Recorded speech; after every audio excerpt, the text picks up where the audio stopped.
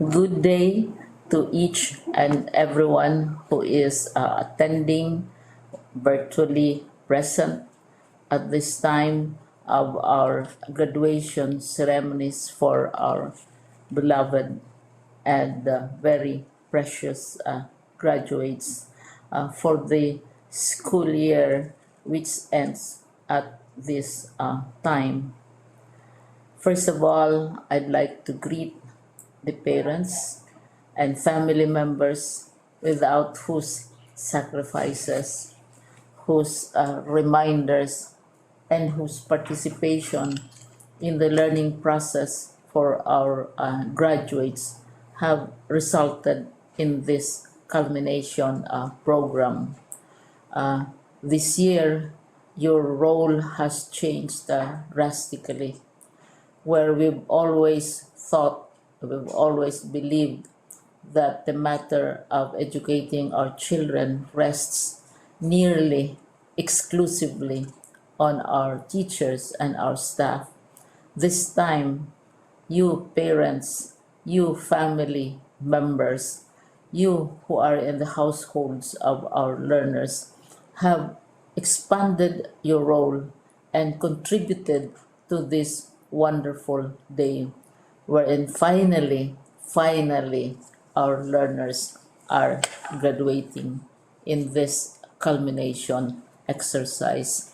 So congratulations, because this year has not been very easy, has not been a picnic for our teachers, for our family members, as well, especially the parents, mothers, fathers, sisters, brothers, and all who have contributed to the achievement of our learners at this time. So, maraming salamat at congratulations, parents and family members. Mas malaki ang role ninyo at this time compared to earlier graduation exercises. Secondly, I would also like to greet our teachers, without whose very careful review and careful supervision of the work of our pupils and our learners, this event would not be taking place at all. And so thank you, teachers. Your role has also expanded, in addition to seeing to it that the modules are faithfully followed, the assignments are correctly implemented, and the learners are truly learning. And you have had to deal with new ways of assessing the performance also of the learners. So congratulations, teachers, for enduring, for your patience, for your love for our learners, and your willingness to engage in a way and methods of teaching which are different from those which are used to. Assessment must have been especially difficult for you, especially since you were not able to see most of the time our students in face-to-face meetings, and most of the meetings, of course, were virtual. We'd also like to thank the local government units for their interest, for their cooperation, and for their continuing contributions to the needs of education, even as our children do not go to school. Your donations of material as well as financial resources at this time are most welcome, and your advice has been taken seriously not only by our teachers, by our school officials, but also by our officials in the Department of Education. We continually talk with local government units, especially in times of disaster, in times of great need for classrooms, for space, and for responses to unforeseen emergencies. Thank you, local government units.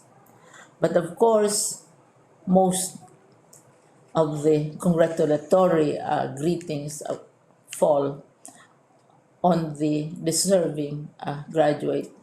Each and every one of you is truly special. You are different from the other graduates who have passed through the portals of your school. You went to school practically without seeing your teachers, if at all. You went to school with your parents, your mothers, and your fathers hovering over your shoulders and seeing to it that you are able to complete your assignments. You are completing your studies at a time when examinations and assessments are different. You are culminating these long months of hard work at this time, even as you have to do family chores, even as you are distracted, and even as your world has turned upside down, and it seems and it appears as if we don't know what the future holds and what will happen next. But you have persevered, and now you are ready to graduate. And therefore, you deserve each and every bit of congratulations from us in the Department of Education, from your parents and family members, your teachers, from the officials in local government, as well as in the parent teachers associations. You deserve each and every single congratulatory pat on your back, each hug virtually, of course, and each greeting, which I am sure you are also receiving virtually. I don't know if you will remember this event many, many years from now. I have tried to recall myself who our graduation speaker was when I finished high school and when I finished my college studies. All I remember is that the graduation speaker was someone important, someone who was invited because that someone is supposed to give a message. What was more important to us graduates at that time was the excitement of the celebrations, the happiness and the joy of our parents, the sadness of parting from our classmates and from our teachers, and the enjoyment of all the graduation events that usually take place come commencement day. When I was a college student, we had a series of events which were designed to embed in our minds, which were designed to help us remember and not forget our days in college. We would spend one whole day going around the campus, visiting the classrooms, saying goodbye to our teachers, and sharing memories. We would have bonfires to say goodbye to each other. We had baccalaureate services where we committed ourselves to God and we prayed for guidance when we go out into the world. So many celebrations, and the speaker, of course, is the least important and easily forgotten component of the graduation exercise. Nonetheless, I will exert all efforts to share with you what I see are things or issues which a graduate should remember, and recall. I have said that you are very special. You are very different. You are pioneering. There has been no other class like your class. There has been no other graduate like you as a graduating student because you are the very first graduate of the blended learning response to education in the Philippines. And so you ask yourself, what awaits you in the world outside?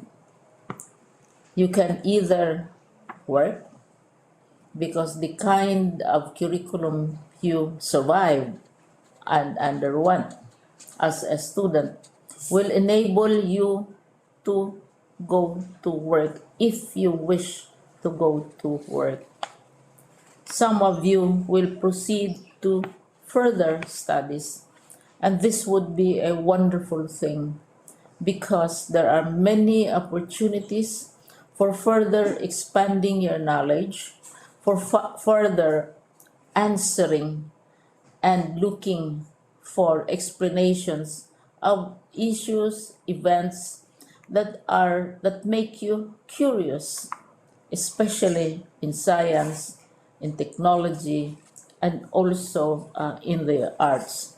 So you can work, you can go to further studies, and perhaps some of you will settle down, hopefully not too soon, so you can pursue what you really want to do. So today, this is why we call this exercise a commencement exercise. It's not the end of our studies. It's not the end of all our efforts with blended learning, with modules, with floods, with earthquakes, and of course with COVID. It's a commencement of doors opening to you. More doors will be opened because you are a graduate.